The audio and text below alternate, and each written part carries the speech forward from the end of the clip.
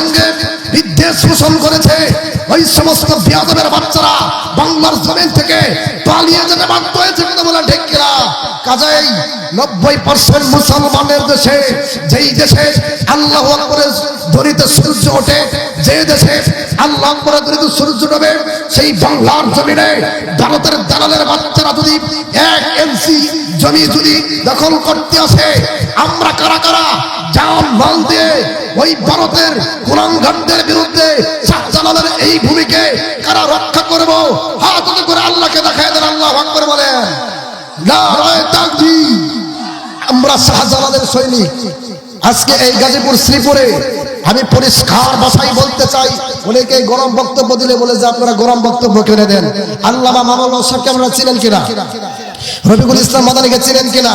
হক কথা বলার কারণে দীর্ঘদিন জেলখানার ভিতরে ছিলেন, কিন্তু যারা জেলখানায় বন্দী করেছে তারা কোথায় আজকে? তারা কোথায়? হ্যাঁ, আল্লামা মামুনুল হক সাহেব কোথায়?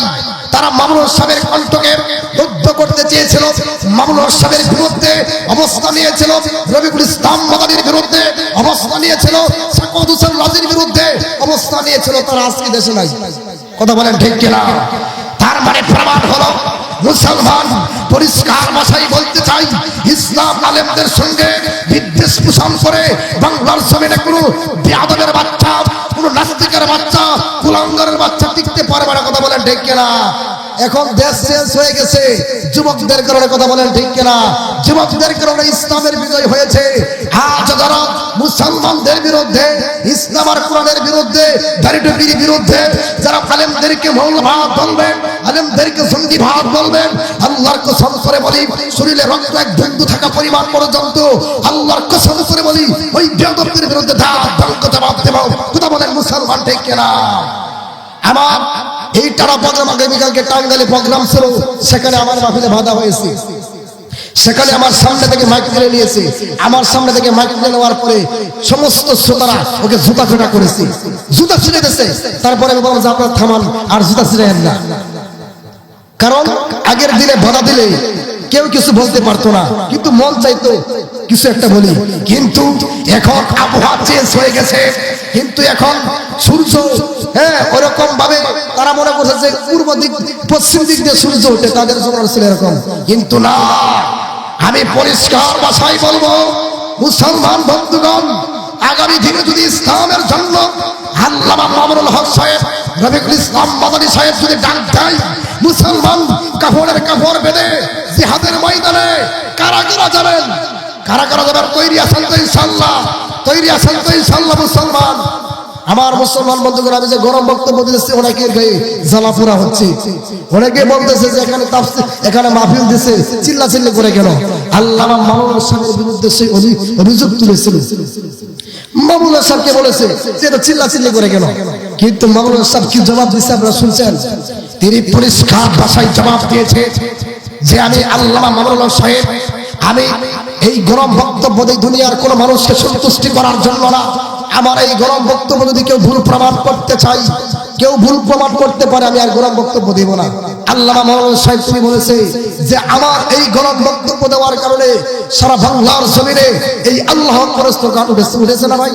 জোরে বলে উঠেছে না ভাই? এই আল্লাহু আকবার স্লোগান যখন উঠেছে, এই স্লোগান তিনি বলেন যে এটা আমি আমার নাজাতের জড়িয়ে মনে করি।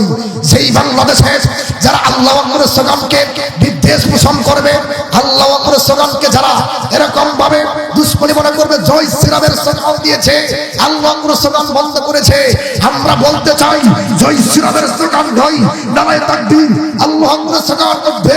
ওই বেঈমানের বাচ্চাদের মুখ থরথর করে কাঁপবে। কথা বলতে হবে মুসলমান, ঠিক কিনা বলেন মুসলমান? মুসলমান বন্ধুগণ, জয় শ্রীরামের স্লোগান হবে না, জয় শ্রীরামের স্লোগান হবে না, নারায়ে তাকবীরের স্লোগান হবে। কথা বলেন ঠিক কিনা? এই বাংলার জমিনে অনেক মুসলমানদের অনেকেই বলে যে হিন্দুদের উপরে মুসলমানরা নির্যাতন করে, এরকম কোন ইতিহাস আছে বাংলাদেশে? জোরে বলেন, কোন ইতিহাস নাই। কিন্তু ভারতে আমার মুসলমান ভাইদেরকে এরকম ভাবে হত্যাকাণ্ড করা হচ্ছে ইসলাম মানার কারণে, দাড়ি রাখার কারণে, টুপি রাখার কারণে মুসলমান ভাইদের উপর বর্তমান জামানার কুখ্যাত ফেরাউন নরেন্দ্র মোদী সে মুসলমানদের উপর নির্যাতন করতেছে। আল্লাহ কসম করে বলি, হিন্দুস্তানের যে যুদ্ধের কথা বিশ্বনবী মুহাম্মদ সাল্লাল্লাহু আলাইহি সাল্লাম বলেছে, যদি গজওয়াতুল হিন্দের ডাক দেওয়া হয়, আমার মুসলমানের ভাইরা প্রস্তুত আছেন তো? জোরে বলেন, প্রস্তুত আছেন তো? কারা কারা প্রস্তুত আছেন স্লোগান দেন। না হারায়ে তাকবীর, না হারায়ে তাকবীর। ইসলামের শত্রুরা,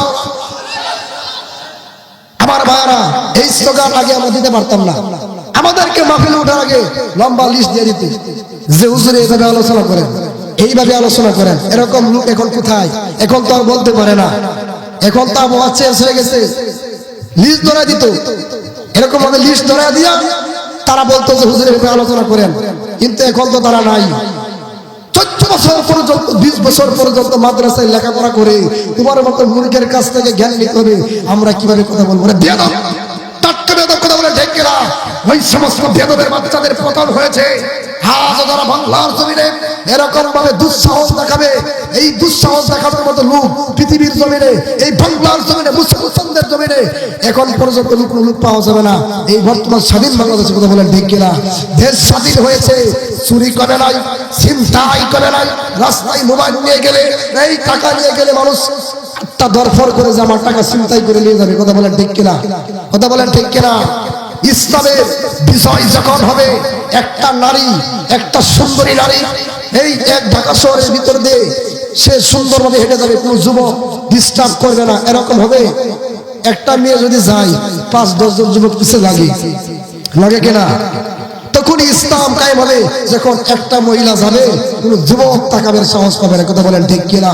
যদি কোরআন দিয়ে দেশ চালাই, যদি কোরআন দিয়ে যদি সেই পার্লামেন্ট চালাই, কোরআন দিয়ে যদি রাষ্ট্র পরিচালনা করে, আল্লাহর কসম করে বলি, বাংলার জমিনে দুর্নীতি থাকবে না, বাংলার জমিনে রাহাজানি থাকবে না, বাংলার জমিনে ছিনতাই থাকবে না। কথা বলেন ঠিক কিনা?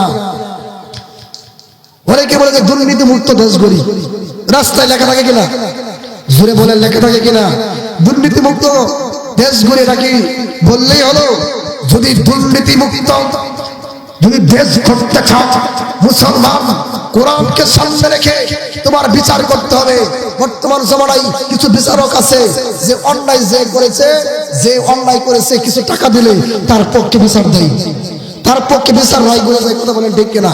আর কে কার জমি দখল করবে, কে কার বিরুদ্ধে যাবে, কে কার সঙ্গে শত্রুতা করবে, এরকম লোক আছে না নাই?